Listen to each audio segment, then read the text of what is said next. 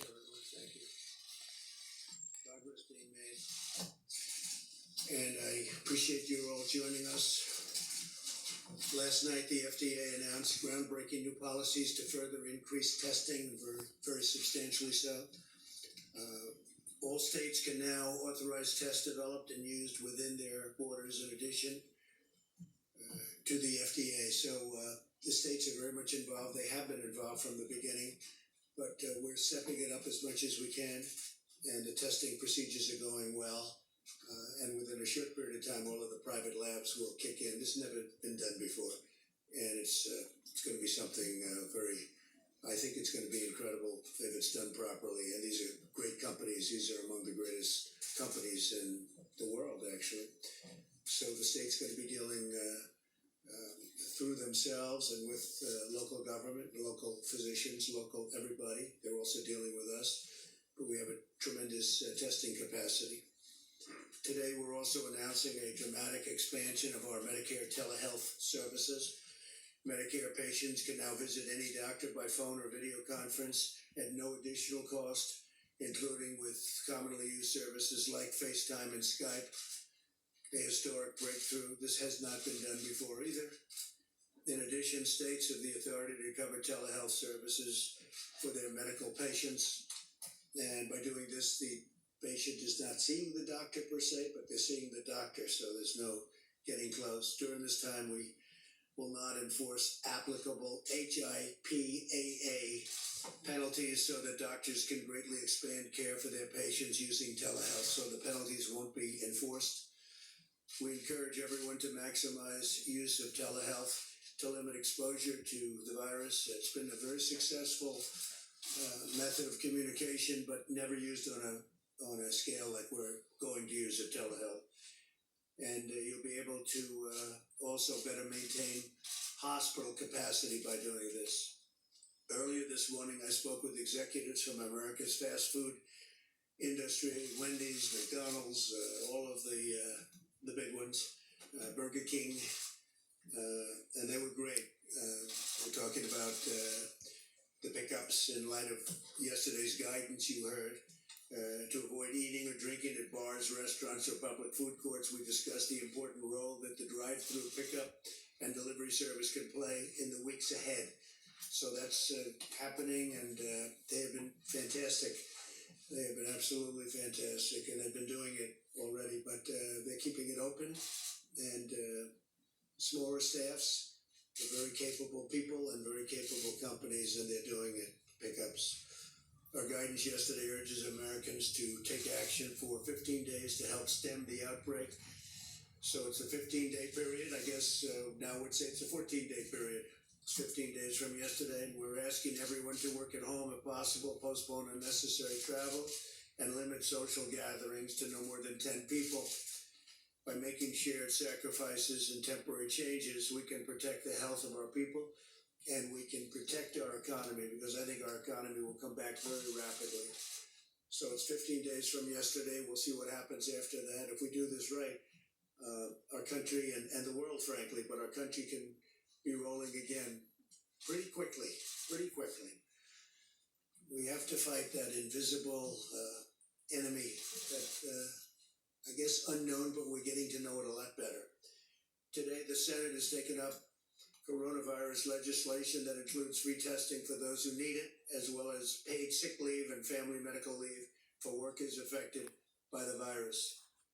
We're also committed to getting small businesses the support that they need. In fact, one of the things we talked about with the fast food operations, we spoke to the chairman and CEOs of all of the companies, but one of the things we discussed is exactly that, getting small businesses support and flexibility that they need for themselves and for their workers, and that's being worked on right now. At my direction, Secretary Mnuchin is meeting today with senators on additional stimulus packages. I can tell you he was meeting with them late until the night last night, and for a big part of the day yesterday, and tremendous things are happening. There's great spirit, tremendous spirit, and I can say that for Republicans and Democrats. I can say that with respect to Governor Cuomo, we had a great talk this morning. We're both doing a really good job, and we're coordinating it. And we agree, different states need different things, and we agree on that 100%. But we had a very good talk, and I think we're right down the same track, and it's going to be very successful. New York has a pretty big problem. I guess would be the #1 hotspot. It's no fault of anybody. It's just the way it is. But we're working very closely together. We're also getting FEMA very much involved. They've been involved, but now we're getting them to a different level, and we'll have everything ready. We're dealing with the Army Corps of Engineers should that be necessary. We have them working in some cases, on standby in other cases. But my conversation with Andrew Cuomo was a very, very productive one and a very good one. I appreciate that. We're giving relief to affected industries and small businesses, and we're ensuring that we emerge from this challenge with the prosperous and growing economy, because that's what's going to happen. It's going to pop. One day we'll be standing possibly up here, we'll say, well, we won. And we're going to say that. Sure as you're sitting there, we're going to say that. And we're going to win. And I think we're going to win faster than people think, I hope. Later today, I'll meet with the leaders from the tourism industry, as well as industrial supply retailers and wholesalers, to discuss their critical roles. As you know, I met with the department store people, all of the retailers, the big ones, including Walmart and others. And it was a great meeting. They're stocking up their stores like they've never stocked them before. We're trying to get people to actually buy less, if that's possible. Buy less. Don't take everything, just buy what you need for a while. They're going to stay open all hours of the day, and they've been fantastic.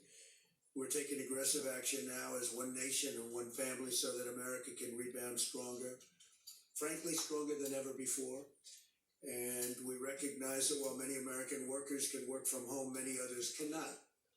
Many of our healthcare providers, first responders, and men and women in the food service and manufacturing are showing that they're showing up and standing up to provide us with the goods and services we need. So we want people to stay home where they can, but in many cases, when you talk about food service and manufacturing, certain items in particular, they're going in and they're practicing all of the safety rules and regulations that we talk about. So with that, I'd like to just introduce our great Vice President, Mike Pence. He'll say a few words, and then I'll make some other introductions. Thank you very much. Thank you, Mr. President, and good morning. It should be very clear to the American people that President Trump has initiated not only a whole-of-government approach, but a whole-of-America approach. And the President's interaction even today and through the course of this day with leaders in industry around the country reflects that we're not only bringing the full weight of the federal government to bear, but the full weight of the American economy. And I know I speak on behalf of the President when I say how inspired we are at the way the American people have stepped up, and the way that American businesses, large and small, have stepped up. Has truly been inspiring. Our task force met this morning. We continue to focus on President Trump's priorities of testing, prevention, and supplies. And in that category, I'm pleased to report that while testing is available in all 50 states, as the President just indicated, through the swift action of the FDA at the encouragement of governors around the country, now state health authorities can authorize labs in their state and expand existing testing capabilities.